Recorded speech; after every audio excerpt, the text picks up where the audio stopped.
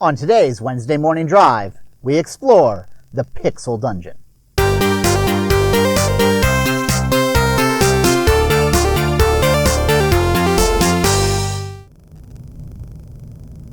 Hey everybody, Matt Chris.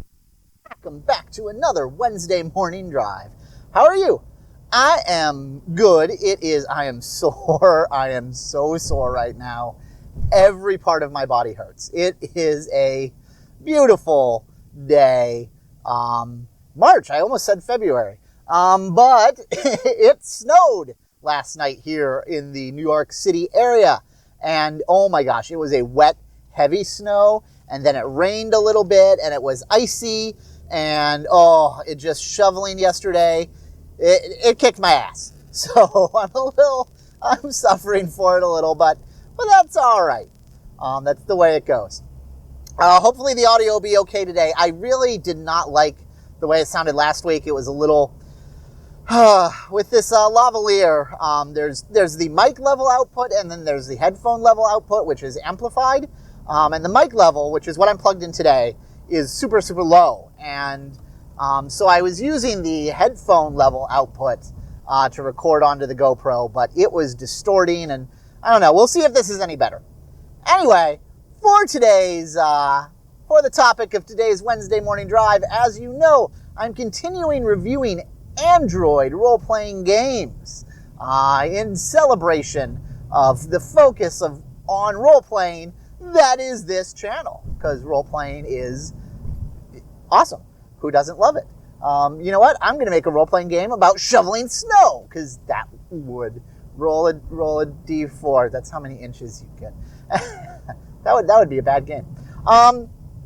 Anyway, this past week, I have played Pixel Dungeon by, I have no idea who it's by. I'll put that down in the description. I failed to look at who Pixel Dungeon is by.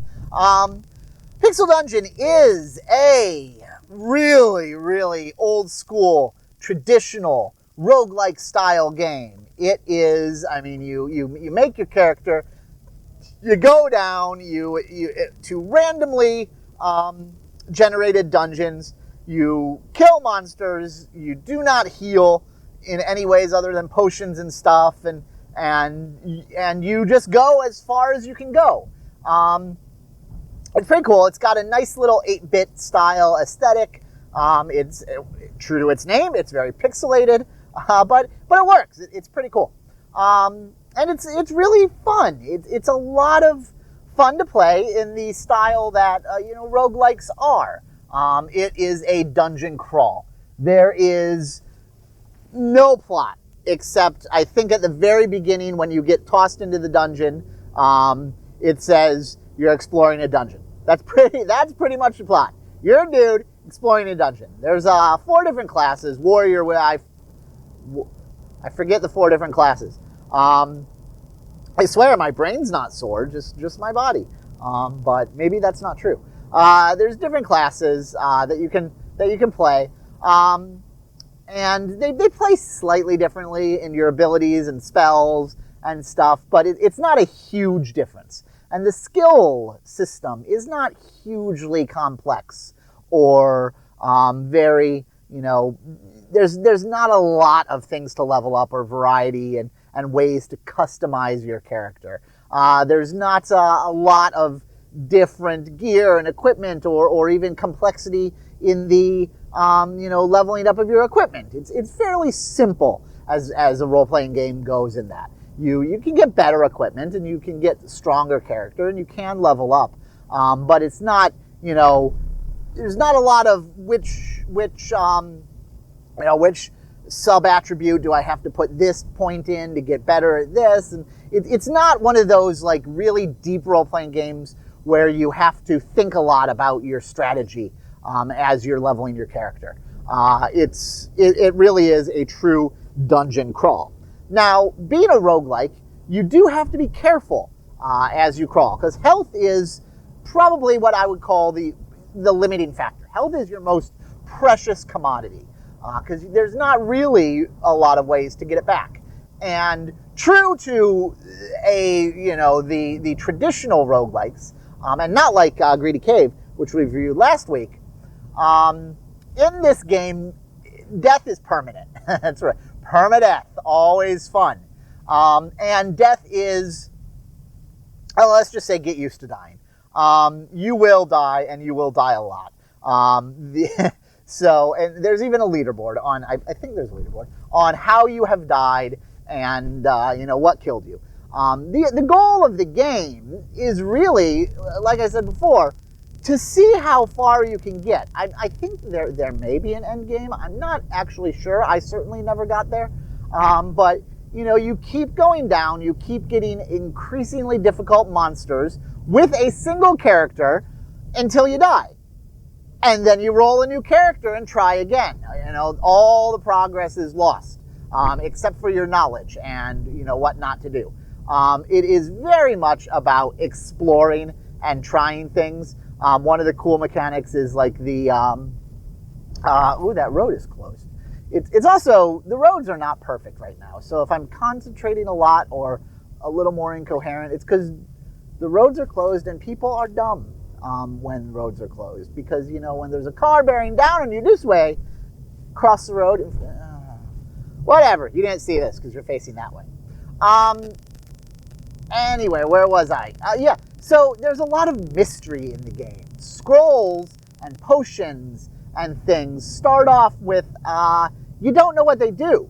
You can get a scroll, and it's just called, or whatever, random letters, and you don't know what the scroll does until you try it, which is cool, because potions as well, you don't know what they do. You can get identification, and you can figure stuff out.